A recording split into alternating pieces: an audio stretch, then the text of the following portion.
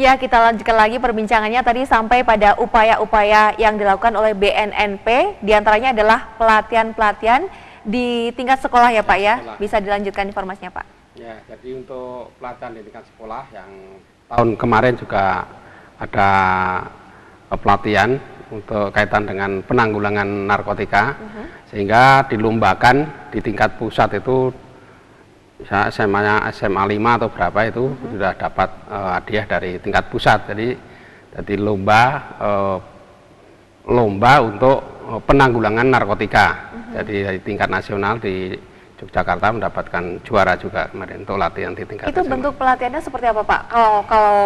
Misalnya kalau untuk dokter kan ada dokter kecil gitu. Kalau ini pelatihannya seperti apa Pak? Jadi pelatihannya ya otomatis kan supaya tidak menggunakan narkoba, sehingga wujud pelatihan seperti simulasi itu, sistem simulasi itu, pelatihannya itu. Kemudian para siswa diminta untuk membuat satu materi yang kemudian dilombakan gitu ya Pak ya, dengan sekolah-sekolah yang lain sampai di tingkat nasional.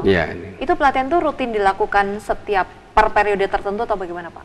Jadi itu di tingkat nasional itu sudah periode 2015, kemudian untuk 2016 ini mungkin sudah ada program juga. Itu setahun sekali atau gimana Pak? Dan mereka yang kemudian menang, apakah kemudian mereka akan jadi kader di sekolahnya sendiri, semacam duta gitu, atau kemudian setelah itu tidak ada tindak lanjutnya dari kegiatannya? Jadi bagi sekolah yang menang juga sebagai kader-kader, sebagai pencegahan, termasuk supaya dengan rekan-rekannya, dengan orang tuanya, dengan lingkungannya, supaya sebagai kader mengajak supaya tidak terpengaruh dengan adanya penggunaan narkoba ini.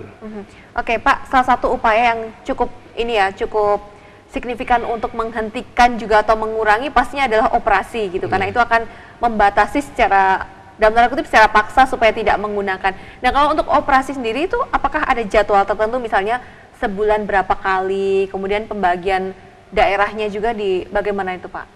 Jadi untuk BNNP di daerah Yogyakarta ini sesuai dengan program 2016 ini direncanakan operasi ini sebulan 2 kali. Jadi sebulan 2 kali, nanti sampai bulan November itu tetap diadakan operasi, baik itu operasi mandiri maupun operasi terpadu. Jadi sudah ada terjadwal, ini baru ya kita jadwalkan. Kemudian yang lain-lain untuk sasaran-sasaran tersebut sesuai tadi yang saya kemukakan di depan tadi sudah untuk sasaran untuk operasinya. Nah itu kalau terkait dengan sasaran operasi, apakah kira-kira bisa bocor nggak sih Pak? Jangan-jangan kalau misalnya ada satu target mau ke tempat hiburan A gitu ya, datang ke sana ternyata benar-benar nggak ada karena udah dapat bocoran. Apakah mungkin informasinya bisa bocor seperti itu Pak? Jadi upaya yang telah kita laksanakan itu banyak sekali juga bocor Mbak. Karena apa? Karena oknum-oknum ini kan banyak juga yang membocorkan juga oknum tertentu, sehingga operasi kita kurang maksimal.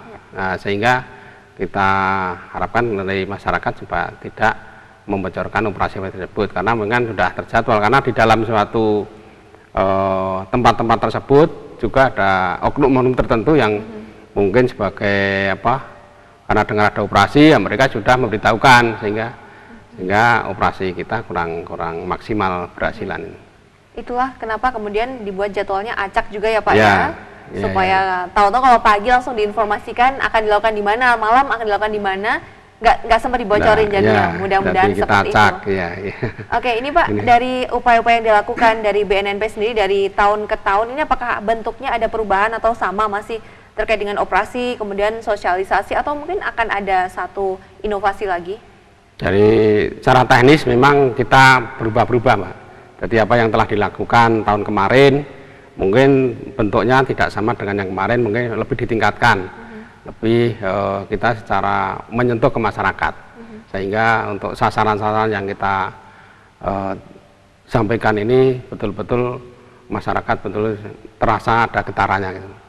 Oke, dari edukasi dan sosialisasi yang diberikan kepada masyarakat ini kan di semua lapis ya Pak ya, bahkan di perkantoran, di lembaga, tingkat sekolah, di RT RW juga, Karang Taruna, melalui ibu-ibu PKK juga.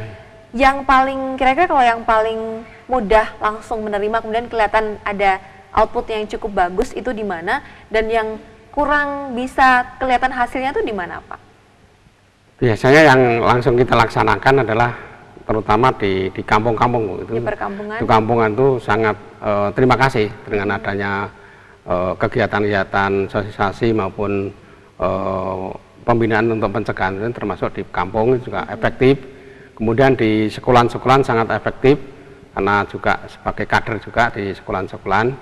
Kemudian di tempat-tempat hiburan maupun di tempat-tempat lain itu memang agak kurang, karena di tempat hiburan sendiri kan memang di tempat hiburan juga sebagai sasaran utama untuk menggunakan narkotika itu. Oke, ini berarti tetap akan fokus di tempat-tempat hiburan atau bagaimana Pak? Karena mungkin kan masih kurang efektif juga dalam sosialisasi ke sana ya Pak ya? Jadi untuk ke sana juga nanti kita merencanakan juga, jadi secara seluruh lini kita rencanakan, namun secara acak gitu. Oke, baik Pak, kalau misalnya masyarakat ada informasi yang kira-kira, wah sepertinya di daerah ini atau tempat ini nih sepertinya sering ngumpul gitu, penyalahguna narkoba gitu, apakah hal seperti ini bisa diinformasikan kepada BNNP, dan kalau iya, apa yang harus dilaporkan Pak? Apakah harus difoto atau informasi seperti apa yang harus disampaikan? Oh ya, sangat terima kasih pada masyarakat siapapun yang mengetahui, mendengar atau mengetahui langsung secara cepat bisa melaporkan ke kami, ke BNNP. Saya ucapkan terima kasih sehingga dalam menanggulangi tersebut secara cepat itu. Tapi perlu dilengkapi informasi nggak sih Pak? Apakah misalnya dengan data-data tertentu atau cukup informasi by phone dulu atau gimana? Ya syukur ada data-data yang lengkap, baik nomor telepon maupun tempat atau namanya atau daerah kumpulnya di mana. Kita biasanya siap pukul untuk berapa pukul berapa gitu ya Pak ya? Syukur-syukur bisa lengkap itu yang kami harapkan. Tapi khawatirnya juga Pak, kalau misalnya menyampaikan informasi nanti mereka bisa dapat masalah juga oleh yang kemudian dilaporkan itu. Ini gimana Pak kalau untuk menjaga privasi dari pihak pelapor sendiri? Oh, jangan khawatir, nanti kita amankan. Kita otomatis kan siapa dari siapa kan otomatis kita rahasiakan yang melaporkan tersebut.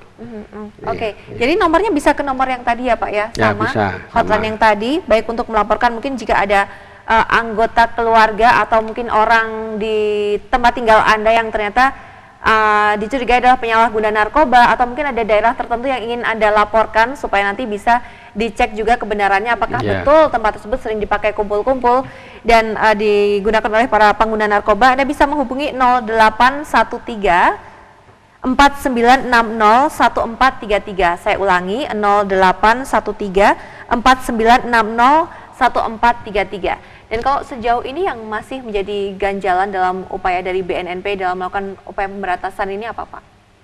Jadi menjadi ganjalan ini ya terutama ajakan dari BNNP di Yogyakarta ini ya supaya masyarakat secara keseluruhan kita bersama-sama untuk ya melawan peredaran narkoba itu, sehingga dari semua itu saling menginformasikan, karena mungkin minimnya informasi dari berbagai warga masyarakat itu sebagai juga ganjalan, sehingga kalau saling kerjasama yang baik antar instansi, kerjasama yang baik itu akan membuahkan hasil yang maksimal juga.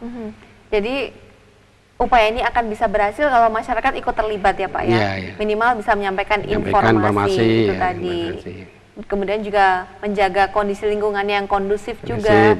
Termasuk juga ini nggak Pak, kalau misalnya bagi para pengguna yang mereka sudah selesai rehabilitasi kemudian kembali lagi ke tempatnya, jadi after treatmentnya dari masyarakat mereka harus bagaimana sih Pak ini untuk menerima kembali yang sudah selesai rehabilitasi ini, seperti apa seharusnya masyarakat Pak? Jadi masyarakat juga harus menyadari bahwa itu katakan mereka-mereka itu kan korban Bu, jadi masyarakat juga harus sadar bahwa itu korban, sama-sama untuk memberikan pengertian dan juga harus menerima, karena salah satu korban daripada peredaran, sehingga orang yang sudah korban itu perlu suatu pendekatan, dan sampai justru malah dikucilkan di masyarakat, warga masyarakat sini realita di lapangan soalnya kan dikucilkan. Ini kita himbau supaya tetap diajak komunikasi, diajak untuk terutama masyarakat itu kan punya prinsip atau yang